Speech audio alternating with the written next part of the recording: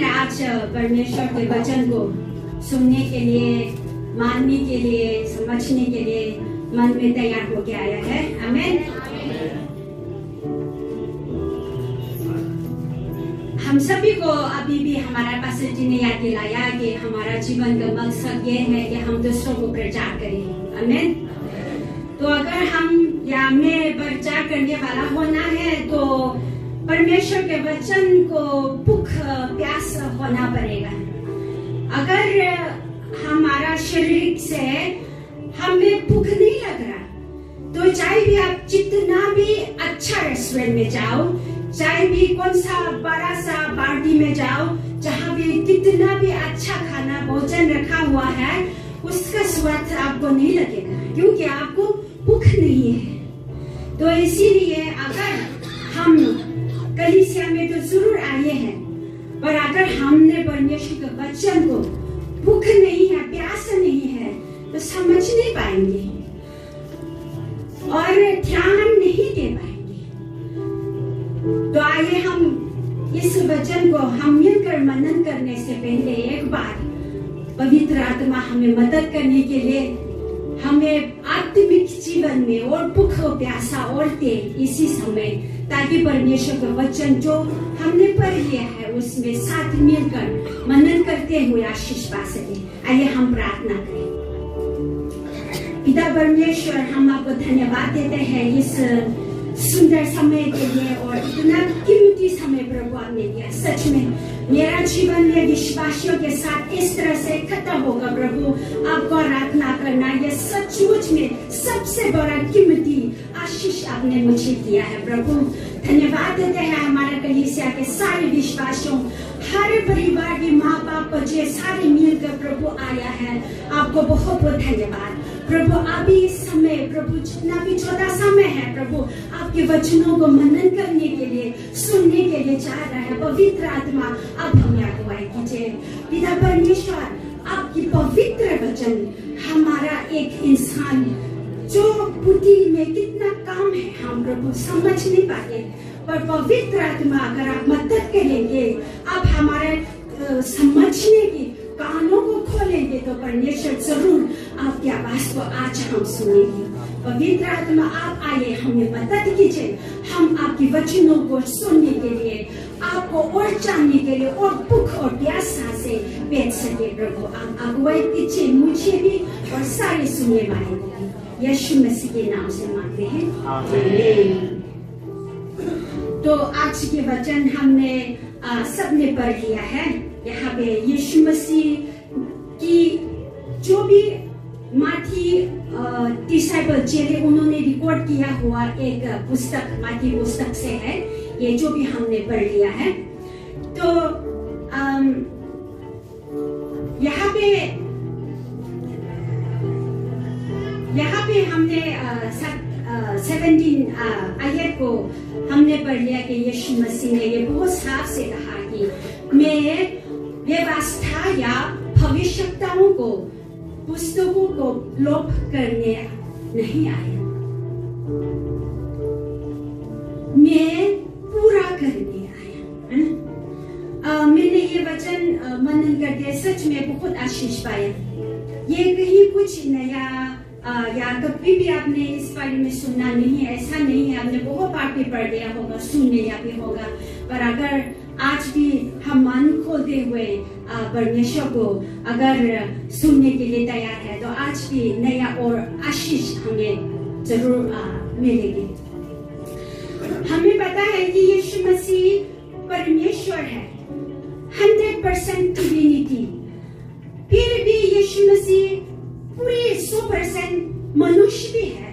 इंसान होके वो जन्म हुआ, इंसान होके संसार में आया।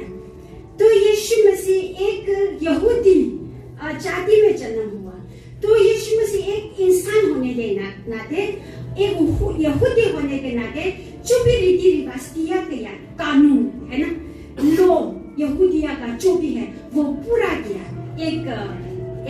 एक इंसान होकर, है ना। हमने वो लूका की पुस्तक में या माथी की 3 की 13 में ये मिलता है कि यीशु मसीह जब जन्म हुआ 8 दिन हुआ, तो उसका करना, क्योंकि यहूदियों का वो रीत है, करना है, वो भी पूरा किया यीशु मसीह ने। और फिर वो परमेश्वर हो गए भी, परमेश्वर ने जो परमेश्वर के लोगों को आज्ञा दिया बपतिस्मा लेना जरूरत है, वो भी यूहन्ना बपतिस्मा के द्वारा बपतिस्मा लिया। यीशु मसीह एक इंसान हो गए, किस तरह से परमेश्वर ने दिया गया व्यवस्था को, ये कानून को पूरा करके दिखाया हमें, है ना। तो यहाँ पे 17 आयत को ये यीशु मसीह कहता है कि मैं यही व्यवस्था या भविष्यवाणियों को, पुस्तकों को पूरा करने आया है ना। तो यही पे तो कानून, तो काइंड्स ऑफ लॉ मिलता है यहाँ पे कि एक ये है कि नैतिक कानून जो हम रोज हमारा जीवन में सारे यूनिवर्सल प्रिंसिपल कहता है कि ये सब हम जहाँ पे भी परिवार हो या समाज हो या देश हो, कुछ ना कुछ कानून के हिसाब चलना पड़ता है। तो यही कानून, ये मॉरल लॉ यीशु मसीह ने पूरा करके एक इंसान के जीवन में जिया, इस संसार में जितना यीशु मसीह ने रहा था। तो इसीलिए यहाँ पे यीशु मसीह ने बहुत साफ से कि मैं पूरा ये कानून पूरा करने आया, है ना। और दूसरा कानून है औपचारिक कानून, सेरेमोनियल लॉ, कि जो पुराना नियम में जितना भी बलि चढ़ाने के लिए सिखाया गया है ना, जो भी सैक्रिफाइसेस, पीस ऑफरिंग या सिन ऑफरिंग, जब हमारा पाप किया है तो वो छुटकारा पाने के लिए बलि चढ़ाना हो या शांति के लिए जो भी बलि चढ़ाना, वो भी एक कानून की तरफ में दिया गया है परमेश्वर ने। और ये हम सब ने बहुत अच्छी तरह से जानते हैं कि यीशु मसीह इस संसार में आया है कि यही मकसद के लिए, कि यही औपचारिक कानून को पूरा करने के लिए। हालेलुया। क्योंकि हमें परमेश्वर ने पुराना नियम में बताया क्या कि आप बकरी चराओ और कबूतर चराओ, ये पर इन सब ने हमारा इंसान के पाप, जितना भी हम परमेश्वर के आज्ञाओं के विरोध चलता है, उतना वो हो नहीं पाए, वो परमेश्वर के वो बात को, क्रोध को वो सेटिस्फाई नहीं कर पाए। इसीलिए यीशु मसीह को एक इंसान हो गए इस संसार में आना पड़ा। अगर यही सेरेमोनियल लॉ, यही औपचारिक कानून को अपनी पूरा शरीर जीवन से एक बार के लिए, हमेशा के लिए यही कानून को खत्म करने के लिए आया। आमीन। और यही विश्वासी जितना ने इस औपचारिक कानून को यीशु मसीह ने पूरा किया है, इसमें मानते हैं कि हाँ यीशु मसीह ने किया है मेरे लिए, जिसको विश्वास कहलाता है। और आज हम हैं। आमीन। तो इसीलिए यीशु मसीह इस संसार में इस जो भी भविष्यवाणियों के द्वारा दिया गया जो व्यवस्था को पूरा करने जरूर आया है। और ये हम सब ने बार बार वचन से सुनकर, अलग अलग विश्वासियों के गवाही को देकर सच में यीशु मसीह ने पूरा किया है। यही जो भी दिया गया व्यवस्थाओं को और भविष्यवाणियों के द्वारा जो भी, तो मैं आप लोगों को यही इस के साथ साथ ये बोलना जरूर चाहूंगी कि यीशु मसीह आने के लिए भविष्यवाणियों के द्वारा बताया गया वो पूरा हो गया, वो पूरा हो गया। आमीन। यीशु मसीह ये औपचारिक कानून को पूरा करने के लिए काफी भविष्यवाणियों के द्वारा बता दिया था, वो पूरा हो गया। हालेलुया। तो क्यों ना यीशु मसीह लौटने का वो भी पूरा क्यों नहीं होगा? आमीन। वो भी पूरा जरूर होगा। तो इसीलिए हम चाहे भी आज मेरा परिवार में क्या हो रहा है, कितना सालों से आप कुछ विषय के लिए प्रार्थना कर रहा है, शायद उधर नहीं मिल रहा, पर हम विश्वास में स्थिर रहे, क्योंकि पूरा होने वाला है, पूरा परमेश्वर करेंगे। आमीन। तो आज हम यीशु भविष्यता को पूरा करने आया है और कर लिया है। तो हम एक इसी में हम देख सकते हैं कि कानून है ना, ये कहाँ से शुरू हुआ? हम सब मानते हैं कि परमेश्वर ने आकाश को, पृथ्वी को सृष्टि किया है ना, और परमेश्वर ने जब से आदम और हवा को ईडन ऑफ गार्डन में रखा, वही से परमेश्वर के एक स्वरूप है ना, कि प्रिंसिपल क्लियर नियम दिया गया था वहां पे भी कि सारे फलों से खा सकते हैं, पर वो बीच में वो है पेड़ है, उसी से नहीं खाना, वो फल नहीं खाना। कि कर सकते हैं ना कर सकते हैं, वो खुद शब्द से साफ से परमेश्वर ने ये प्रिंसिपल दिया गया है, ये एक कानून है ना, कि हमारा परमेश्वर सच में वो साफ से वो जो भी नियम बनाते हैं, जो भी बताते हैं, कंफ्यूजन नहीं देता, बहुत साफ से हमें बताते हैं है ना।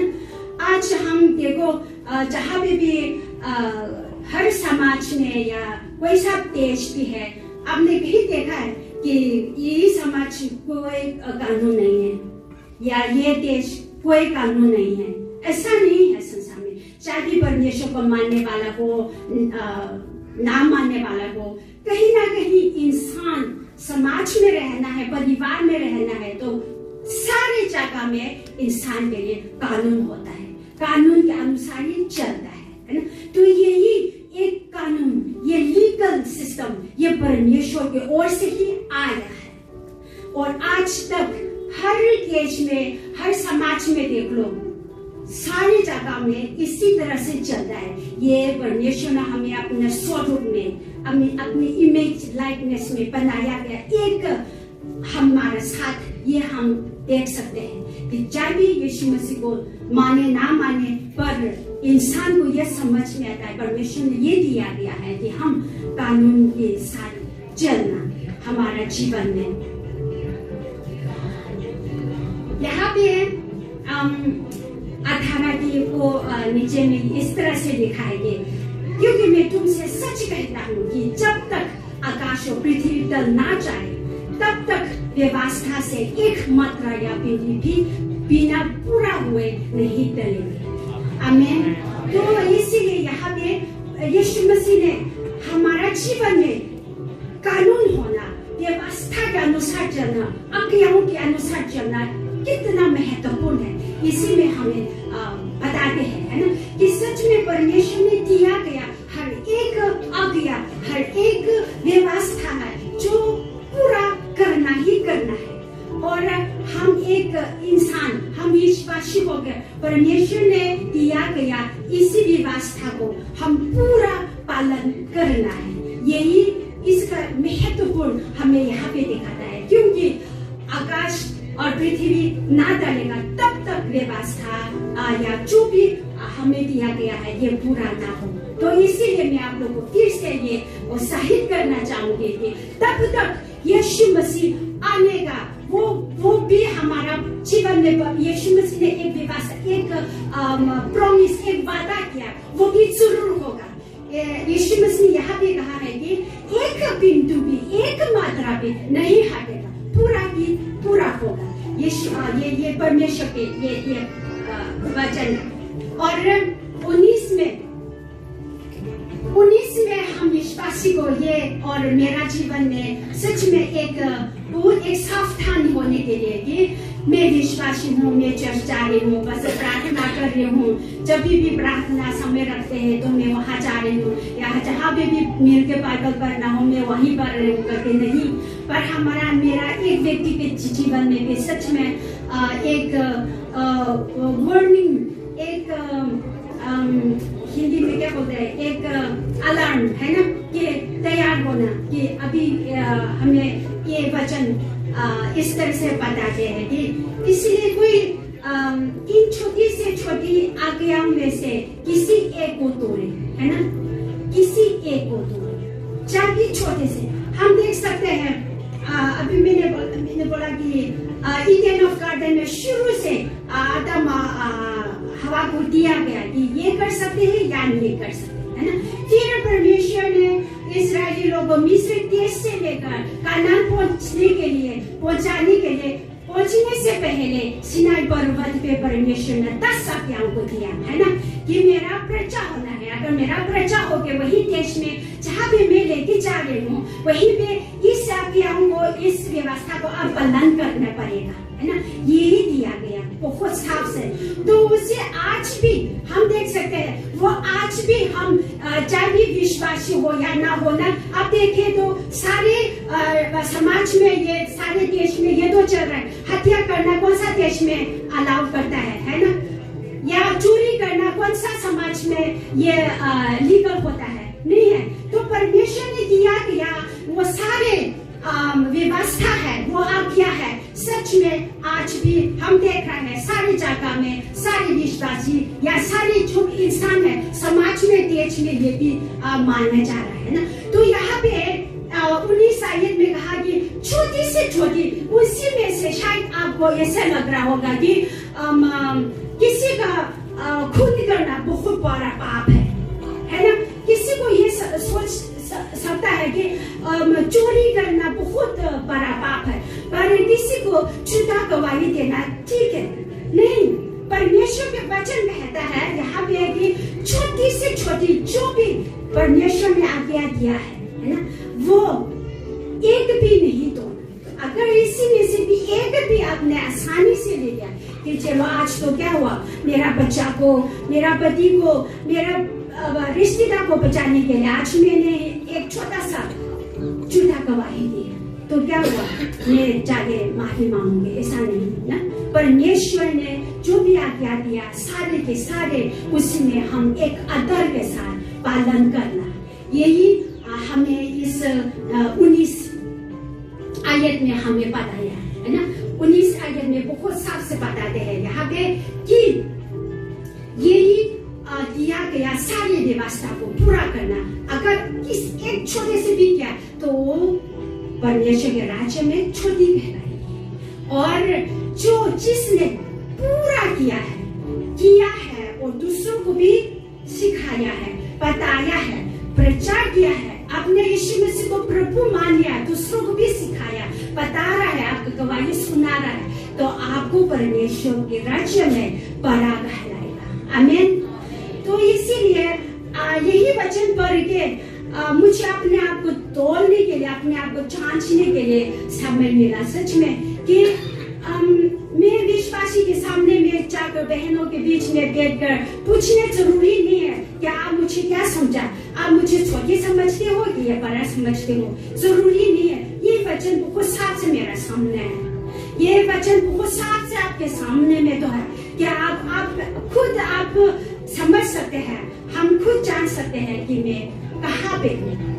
तो इसीलिए विश्वासियों, हम सचमुच में यीशु मसीह ने जो भी कानून पूरा करना था कर लिया है, पर हमें यहाँ पे 19 की आयत में बताता है कि हमें किस तरह से परमेश्वर में बढ़ते हुए, है ना, हम छोटे होते नहीं और बढ़ते हुए जाना जरूरी है, और फलते हुए हम जीवन आगे बढ़ना बहुत जरूरी है। पर अगर हम परमेश्वर के वचन को पूरा करते हुए, परमेश्वर ने दिया गया व्यवस्था को पूरा करते हुए अगर चले, तब हमारा जीवन बढ़ते जाएंगे, और परमेश्वर के सामने एक दिन वो जरूर आएंगे, हम यीशु मसीह के सामने खड़े होने के लिए। उस दिन यीशु मसीह ने सचमुच में हमें शाबाशी देंगे। हालेलुया।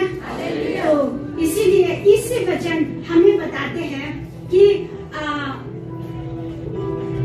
हमारा जीवन, एक विश्वासी के जीवन में किस तरह से यीशु मसीह ने ये व्यवस्था को पूरा करने के लिए किस तरह से आया। हम देखेंगे यहाँ पे कि पूरा करना या पूरा ना करना किसको हम किस तरह से समझ सकते हैं। एक ही वचन से हम देखना चाहूंगी। यहाँ भी 19 आयत में कहा कि जो छोटी से छोटी सी आज्ञा को तोड़ा उसको छोटी कहलाएंगे, जो पूरा किया है, पालन किया है, सिखाया है, उसको बड़ा कहलाएंगे। तो हम यही याकूब की 2 चैप्टर की 17 से यहाँ पे हम देखेंगे इस तरह से लिखा है, वैसे ही विश्वास भी यदि कर्म सहित ना हो तो अपने स्वभाव में मरा हुआ है। आमीन। ये परमेश्वर का वचन है। विश्वास हो या और कर्म नहीं है तो याकूब कहता है कि ये तो मरा हुआ है। Faith without work is dead। तो 19 आयत में यहाँ भी लिखा है, जो छोटी सी व्यवस्था को वो तोड़ते हैं, आज्ञा को तोड़ते हैं, वो छोटी कहलाएगी, है ना। तो ये याकूब और इस 19 आयत को देख के हम ये समझ सकते हैं कि सुनने वाले बहुत है, हम सुनते हैं, सुनने के लिए हमेशा तैयार होते हैं, पर कर्म हमारा एक्शन में डालने के लिए, हमें पालन करने के लिए तैयार नहीं होता, है ना। तो ये है कि ये आप सुन रहे हैं पर आपका जीवन में लागू नहीं कर रहा, पालन नहीं कर रहा, तो ये एक मरे हुए है, एक डेथ फेथ है। ये इसमें एक मरे हुए विश्वास, इसमें हम जितना भी हमें 10 साल से, बचपन से या 3 साल से विश्वासी होके कलीसिया में आकर प्रार्थना में जुड़कर जितना भी करो, पर अगर जो आप सुन रहे हैं, आप मान रहे हैं, पर आप पालन नहीं कर पा रहे हैं, तो वो दूर रहा है ना।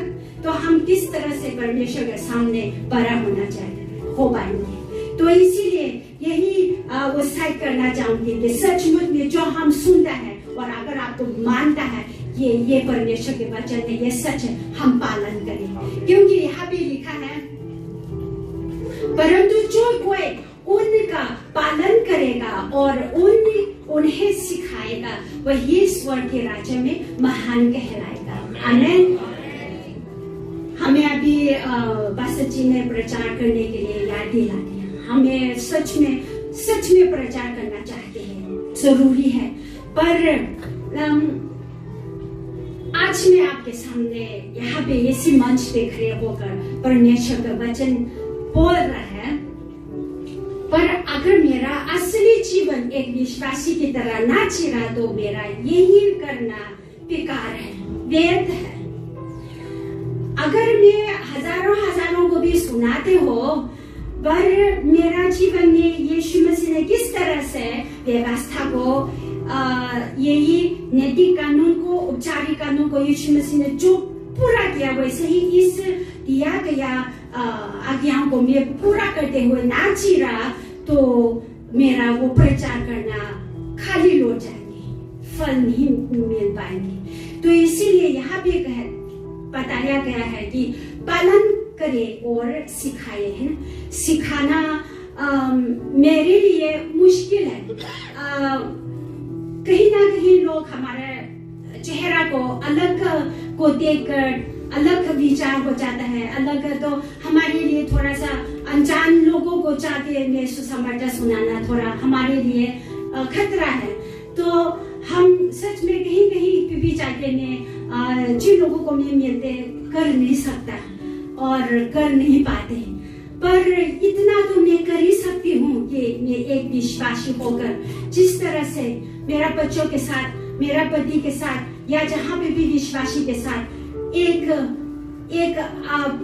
विश्वासी की एक जितना भी अच्छा एग्जाम्पल, उदाहरण देते हुए एक जीवन में जीने के लिए मैं ये कर सकते हैं। और इसी के द्वारा भी मैं विश्वास करती हूँ, इसी के द्वारा भी कहीं ना कहीं किसी ना किसी देखते हुए कि हाँ शायद जो इसने मानता है ये सच है, जो इसका विश्वास है ये सच है ना।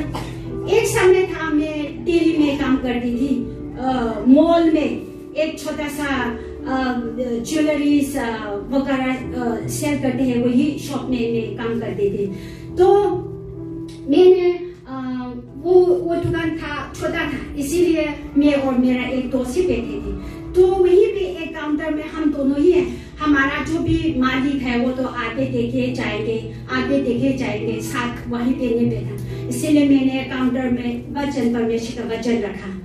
वचन रखते हुए मैंने मन में ये दो कारण के लिए रखा कि मैं इस वचन को पढ़ लूंगी जब तक कोई कस्टमर नहीं आता है, सामान खरीदने नहीं आते, मैं ये वचन को पढ़ेगी। और अगर किसी ने इस वचन को लेकर पूछ लिया तो इसको मैं मौका समझकर इस वचन को लेकर उन लोगों को बात करेंगी। इसी दो मकसद से मैंने काउंटर पे रखते हुए मैंने पढ़ता रहा। और मेरा जो दुकान की वो मालिक है, वो ऊपर फ्लोर में जाके हम किस तरह से अटेंड कर रहा है वो थोड़ा चुप चुप के देखते हैं, है ना।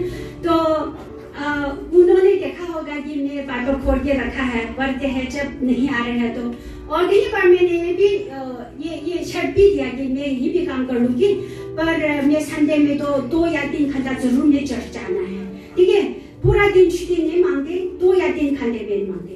फिर नया साल आते हैं, 2 दिन में नहीं आऊंगी, क्योंकि पहले दिन है मेरा भाई बहन के साथ मनाना है, दूसरा दिन है हम उपवास की प्रार्थना करना है, नहीं आएंगे।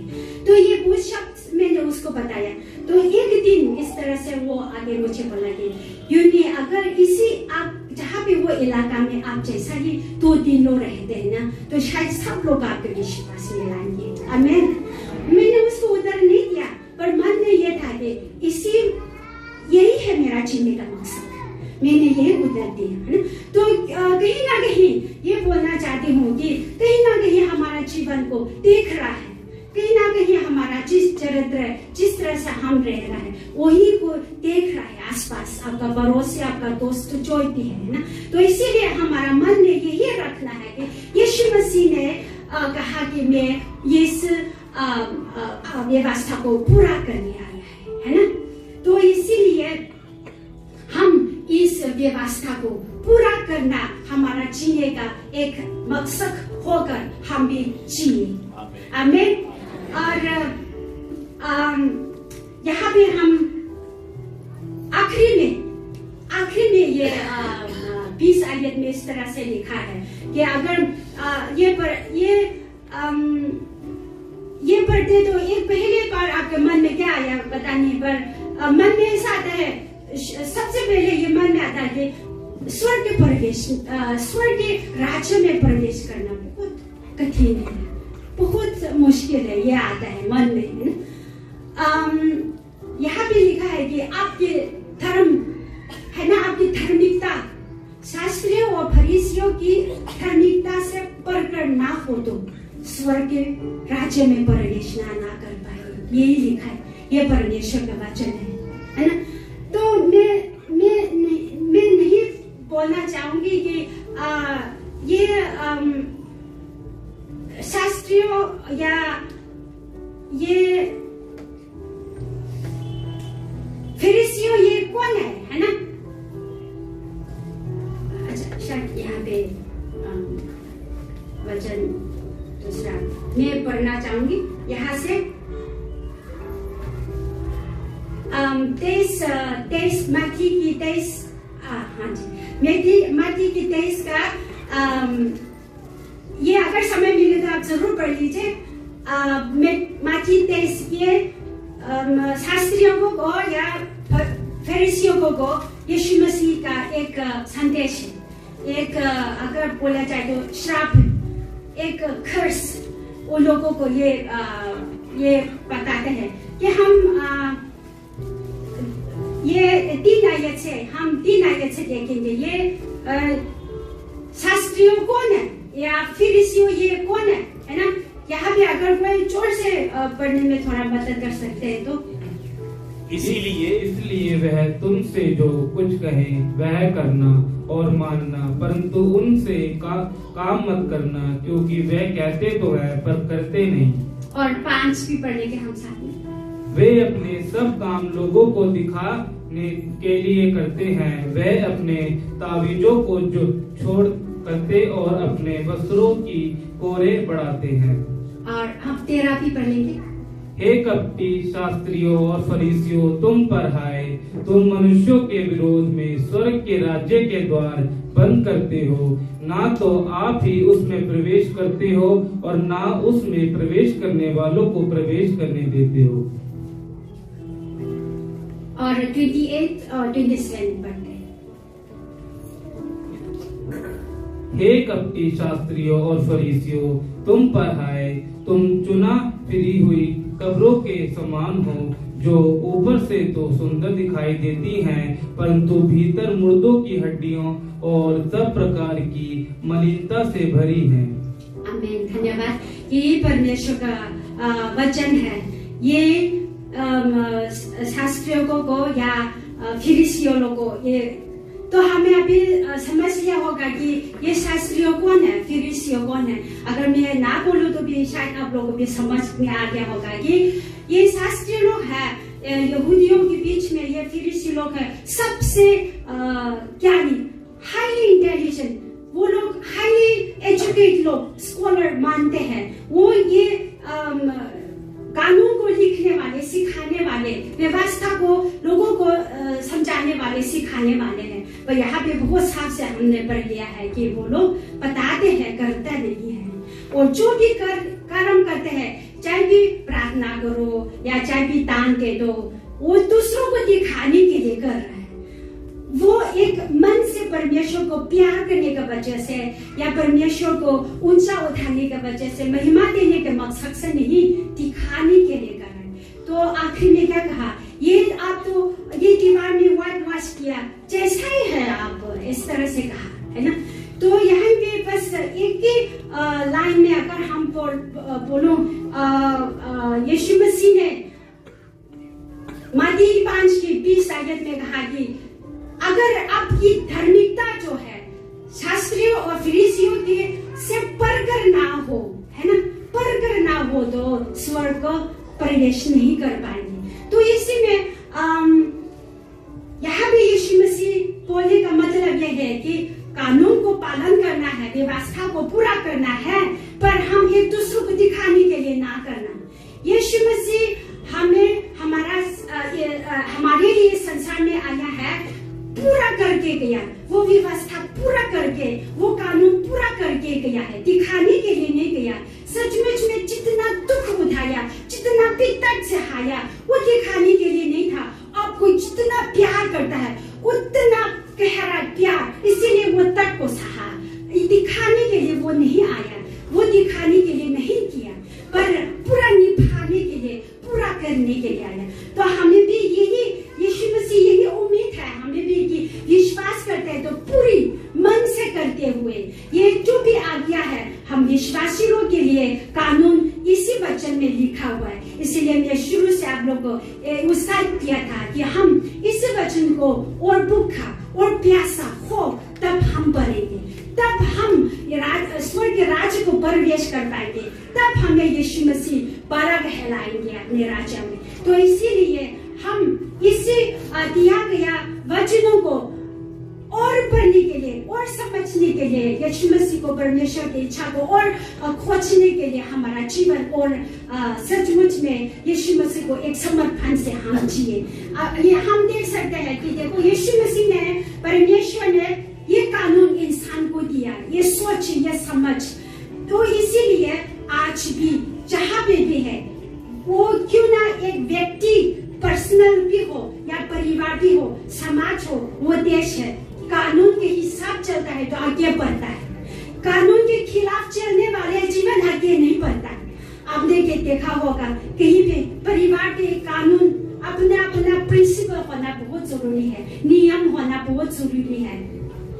मेरा पापा की नियम तो था कि खाने टेबल में एक साथ, चाहे भी खेती बाड़ी जाना हो, ऑफिस जाना हो, स्कूल जाना हो, एक साथ मिलकर सुबह की प्रार्थना करना है, शाम की प्रार्थना एक साथ, एक भी नहीं छूटना। यही मेरा पिताजी का ये अपने परिवार की ये प्रिंसिपल है। तो इसीलिए मैं आप लोग ये उत्साहित करना चाहूंगी कि इंसान परमेश्वर के स्वरूप में बनाया गया हमें, और परमेश्वर नियम के हिसाब चलने वाला परमेश्वर है, व्यवस्था के अनुसार कदम कदम साफ से चलने वाला परमेश्वर है। तो इसीलिए हम भी, हमारा व्यक्तिगत जीवन में भी, हमारा परिवार में भी यही नियम के साथ चलने वाला, व्यवस्था को रखते हुए बच्चों को, ये हमारा परिवार की व्यवस्था है, यह हमारा कलीसिया की ये व्यवस्था, ये हमारा विश्वासी का ये व्यवस्था समझाते हुए अगर हम जिए तो जीवन और आगे बढ़ते जाएंगे। तो इसीलिए आज का ये हमारा इसी वचन से यही टॉपिक था कि यीशु मसीह क्यों इस संसार में ये आज्ञा को पूरा करने क्यों आया, यीशु मसीह इस संसार में क्यों ये दिया गया नियम को पूरा करने क्यों आया। मैं विश्वास करती हूँ कि आपको भी समझ में आ गया होगा कि यीशु मसीह क्यों इस संसार में ये सारा दिया गया व्यवस्था को पूरा करने क्यों आया। आमीन। तो मैं इतना उत्साहित करना चाहूंगी कि हम हमारे चर्च में हमारा पास्टर के द्वारा परिवार की प्रार्थना भी शुरू हुए हैं पिछले साल से। उम्मीद करती हूँ कि हमारा सारे परिवार में यह अपना परिवार की एक व्यवस्था एक कानून होकर चल रहे होंगे।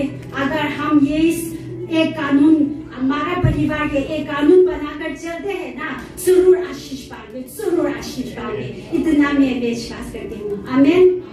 तो अभी हम विश्वास के साथ हमारा परमेश्वर ने दिया गया इस वचन को चुनते हुए हमारा परिवार के कानून के हिसाब और एक विश्वासी होकर यीशु मसीह को अगर विश्वास करते हैं, हमारा जीवन के प्रभु मानते हैं, तो यीशु मसीह के पीछे चलने वाले हम हैं। आमीन।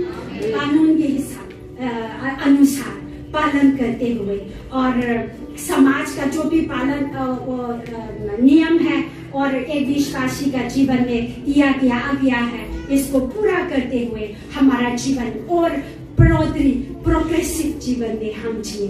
इतना हम याद रखें कि अगर हमारा जीवन में कानून नहीं है, व्यवस्था नहीं है, चाहे भी मन करते हैं तो मैं प्रार्थना करें, चाहे भी मन करते हैं तो बाइबल पढ़े, तो हमारा जीवन में इतना फल नहीं पाएंगे। पर एक व्यवस्था एक नियम बनाकर आपका परिवार का आपका व्यक्तिगत का जीवन का इस तरह से जाएंगे तो जरूर आगे बढ़ते हुए परमेश्वर को महिमा देगा। आमीन।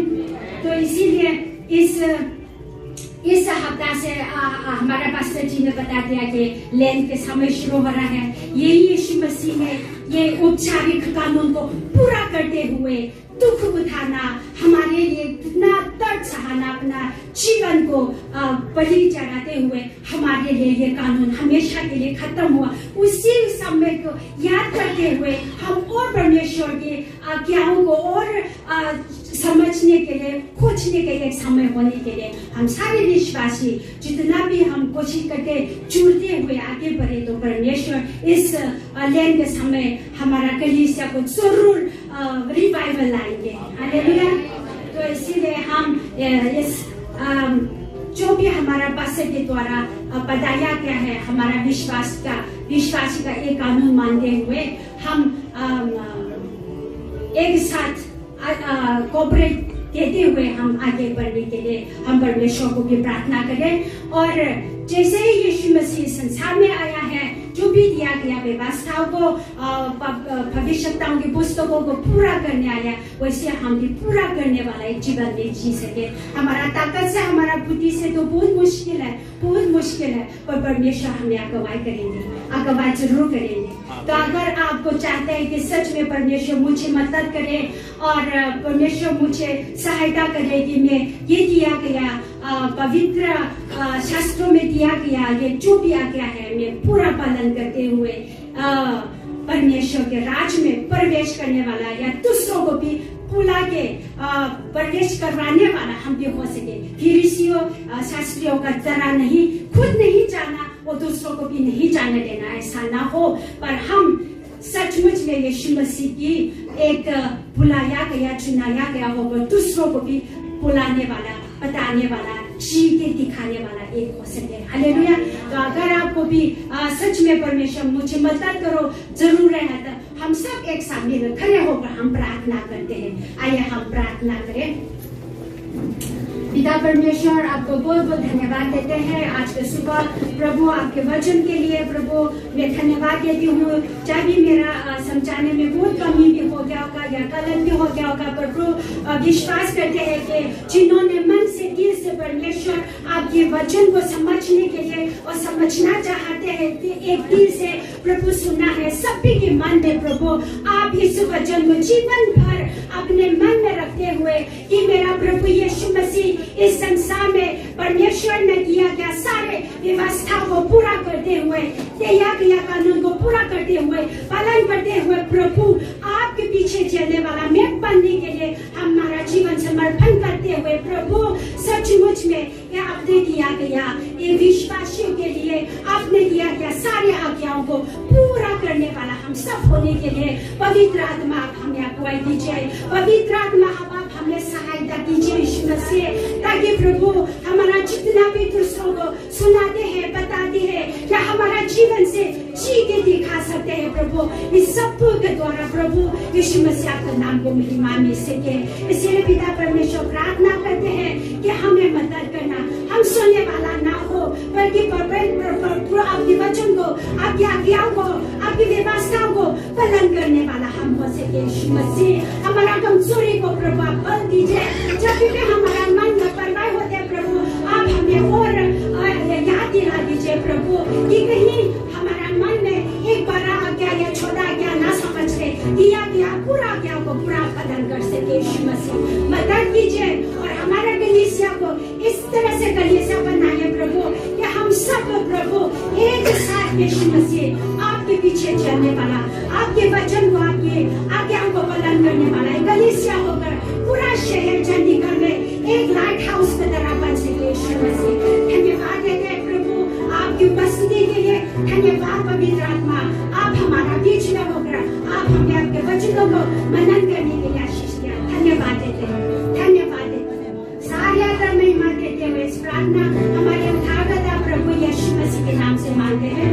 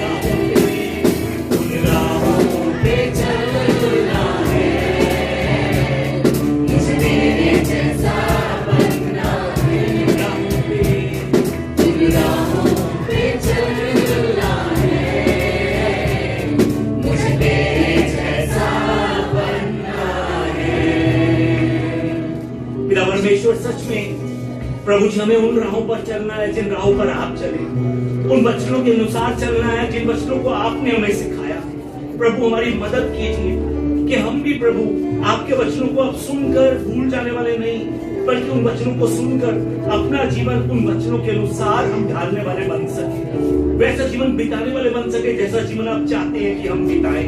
पिता परमेश्वर हमारी मदद कीजिए कि हम पहले खुद आपके नियमों का पालन कर सके, फिर हम दूसरों को सिखा सके, दूसरों से बात कर सके। प्रभु जी हम उन फरीसियों की तरह नहीं, उन याजकों की तरह नहीं जो सिर्फ बोलने वाले थे, जो सिर्फ बोलते रहते थे और दूसरों को कहते थे कि तुम करो, तुम करो, तुम करो, तुम ये करो, तुम वो करो। प्रभु हमें आशीर्वाद दीजिए कि पहले हम सच्चे विश्वासी बनकर आपको दिखा सके, और प्रभु जब आपकी ज्योति हमारे द्वारा दूसरों में चमके तो वो पिता परमेश्वर हमारे बोले ही समझ जाए कि हम कौन है। प्रभु हमारी